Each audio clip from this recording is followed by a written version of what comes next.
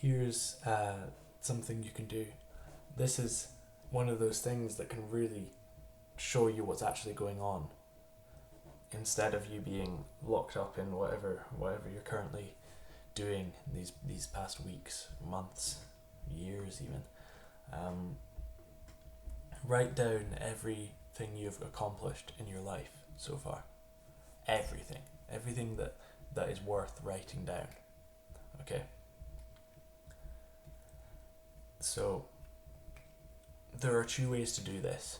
You can either write everything down that's worth mentioning and perhaps not have a very long list and feel very, very uncomfortable about that. That's one positive outcome, because from there, you can actually do something about it.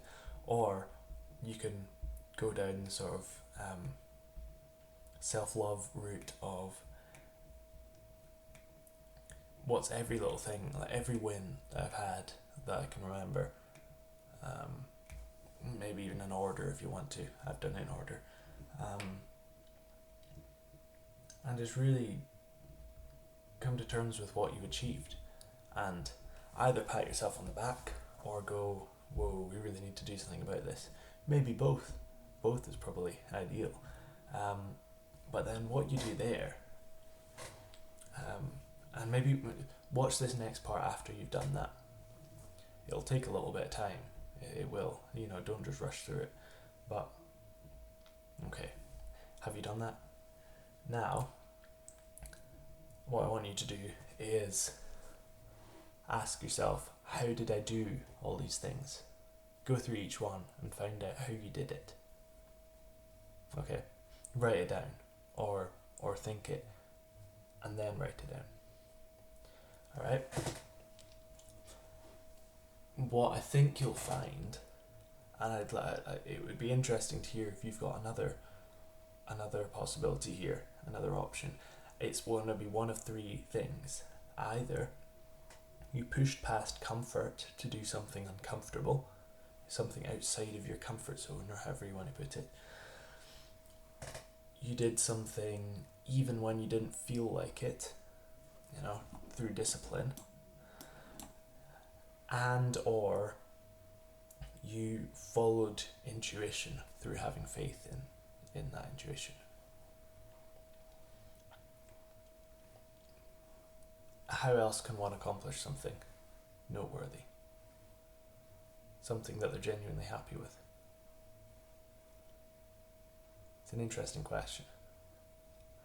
Because if you realise, the pattern of, okay, so when I do this, I end up with something I'm very happy with. You can very easily also, by the way, look at what leaves you in an unhappy situation and go, what did I do there? How do I prevent that? Okay, but once you know what has given you a better situation, what has let you accomplish something, what actions you can take to have a better life, why wouldn't you do more of those things? There's no reason not to, other than fear, other than staying in the comfort zone, and other than not trusting your intuition. You should trust your intuition completely, but make sure it is intuition that you're listening to. You should do things even when you don't feel like them, because that system of feeling like something is largely based on the reptilian brain, if not all based on the reptilian brain, and that's the same for us, basically, as it is for worms. And sure, it might keep you alive for, a while, but you won't live doing that. You won't be living. You'll just not be dead.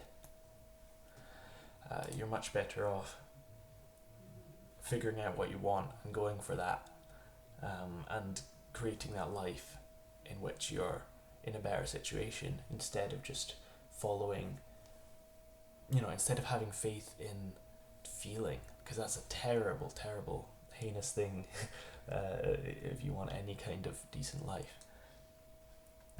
Because what you'll find is if you think about, okay, what is the absolute best life I could be having, and then you work out what you need to do to get there, and if you don't feel like doing that, that is a sign that this feeling isn't actually a good thing. This feeling is something that's following your feelings is something that's stopping you from getting where you want to be.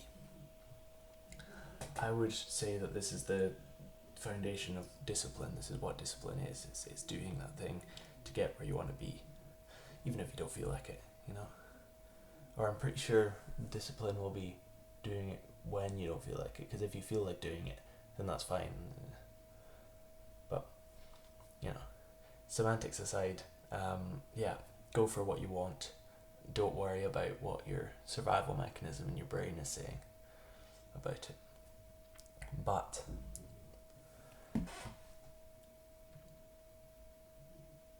more fundamental than that, follow your intuition. If you've got a hunch, do not violate that hunch.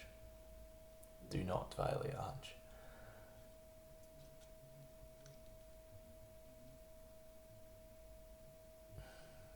That's about all I have to say there.